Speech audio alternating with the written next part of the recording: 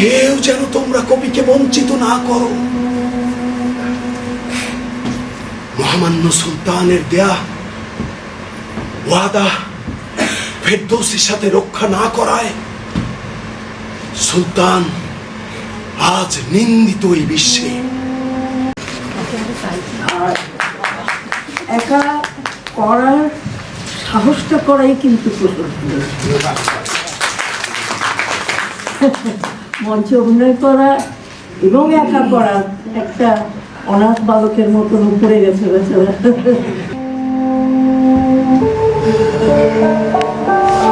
খুবই সাধ্যমতো চেষ্টা করেছে বিভিন্নভাবে তার অভিনয় প্রতিভা দেখার জন্য। আমি আশা করব যে দর্শকরা রসদ গ্রহণ করেছেন, এসবের জন্য অনেক শুভকামনা। তার অভিনয় যাত্রা আরও এগিয়ে যায়। দর্শকদের জন্যই করি, দর্শক যদি গ্রহণ করে তখন আমরা যার পেছনে কাজ করি বা মঞ্চের সামনে কাজ করি আমরা বেশ ভালো লাগার বিষয় এটি, কারণ আমাদের সমস্ত আয়োজন কিন্তু দর্শকদের জন্য। আমরা দেখেছি যে দর্শকরা খুব গ্রহণ করেছে, তারা আমাদেরকে প্রশংসা করেছে, অনুপ্রাণিত করেছে, আমাদের ভালো লাগছে।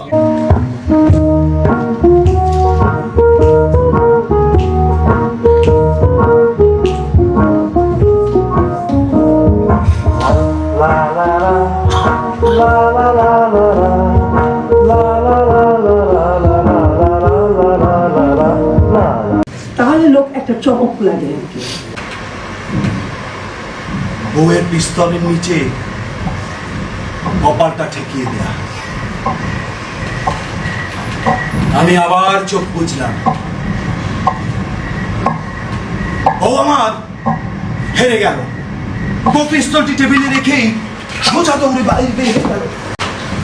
পত্রপত্রিকায় আমাকে নিয়ে, নাটক নিয়ে বেশ সুনাম ছড়িয়ে পড়ল। আসলে দর্শক যখনই নাটকটি ভালো বলবে তখনই একজন অভিনেতার পূর্ণাঙ্গতা পায় এই অভিনয়ে। তো আমি চেষ্টা করেছি, বাকি দর্শক বলেছে। আমি নাটক নিয়ে কিছু বলবো না, তবে নাটক একক অভিনয় আমি যেহেতু করেছি, একক অভিনয় করাটা একটা সাহসের বিষয় আপনি জানেন। এবং আজকে যিনি উদ্বোধন করলেন এই নাটকের, তিনি বাংলাদেশের একজন লিজেন্ড এবং বাংলাদেশের উনি একক অভিনয়ের প্রথম পথিকৃৎ ওনাকে আমরা বলছি। তো ওনার হাতেই আমি নাটক শিখেছি এবং রূপা মজুমদার, আব্দুল্লাহ মামুন, ওনাদের দেখেই আমি শিখেছি, ওনাদের হাতেই শিখেছি থিয়েটার স্কুল থেকে। এবং সেই শিক্ষা প্রায় 2 দশক আমি থিয়েটারে কাজ করছি এবং আমি চেষ্টা করেছি আমার সেই 2 দশকের অভিজ্ঞতাটাই নাটকে আমি অভিনয়ের জায়গাটাকে আমি সমৃদ্ধ। আমাকে নিয়ে বেশ প্রশংসা ভাষাতে শুরু করলো। নিয়মিত শোয়ের পাশাপাশি বেশ কিছু কল শো আসা শুরু করলো।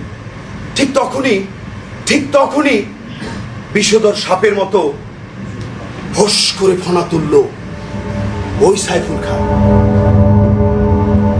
সাইফুল খান আমাকে বলছে তাদের নাকি আমার কারণে প্রতিভা বিকাশ হচ্ছে না, কষ্ট করছে তারা, কিন্তু সুনাম কামাচ্ছি আমি, অতএব আমাকে হটাও। একদিন সাইফুল খান দলের সকলের উপস্থিতিতে আমাকে বলে বসলো আমি নাকি নায়িকা কুসুম কলির চরিত্র হননের চেষ্টা করেছি। সময় মতো সে হাজির হওয়ায় নাকি আমার হাত থেকে বাঁচিয়েছে। অমনি দেখি নায়িকা কুসুম কলি সাইফুল খানের হাত ধরে বলছে, দস্তয়েভস্কির সমস্ত রচনার মধ্যে এটি একটি অন্যতম ছোট গল্প, দ্য জেন্টল স্পিরিট, এবং এটি পৃথিবীর বিভিন্ন ভাষায় রূপান্তরিত হয়েছে, অনুদিত হয়েছে। আমাদের নাট্যকার অপূর্ব কুমার কর্মী তিনি কিন্তু সুন্দরভাবে আমাদের মতো করে করেছেন এবং এরশাদ হাসান খুব ভালো অভিনয় করেছেন। আমার কাছে মনে হয়েছে যে এটি অত্যন্ত প্রাসঙ্গিক। মানুষের যে অন্তর্দহন, অন্তর্দ্বন্দ্ব, মনস্তাত্ত্বিক দ্বন্দ্ব এবং একাকিত্ব, এটি হচ্ছে এই নাটকের উপযোগ্য বিষয়। সেখান থেকে যে একটা মানুষের সংগ্রাম, লড়াই এবং শেষ পর্যন্ত যে ভালো হয়ে থাকার চেষ্টা করে, যে ভালো থাকা যায় না, ভালো হয়ে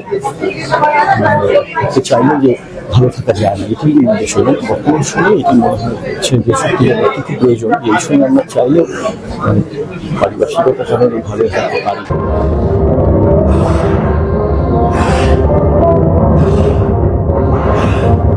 আমাকে যখন ওরা মারতে আমার গলা দিয়ে, আমার শরীর দিয়ে যখন ভিনকি দিয়ে রক্ত বের হবে, তখন আমি আমার মাকে বলবো, মা, মা, এই যে দেখো মা, মা, আমার লেখা বিখ্যাত কবি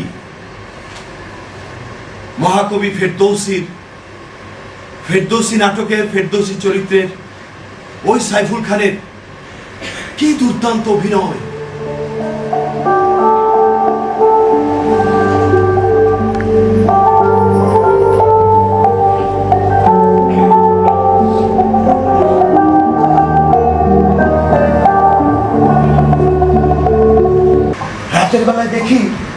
রাতের বেলায় দেখি বউ আমার আবোল তাবোল বকছে,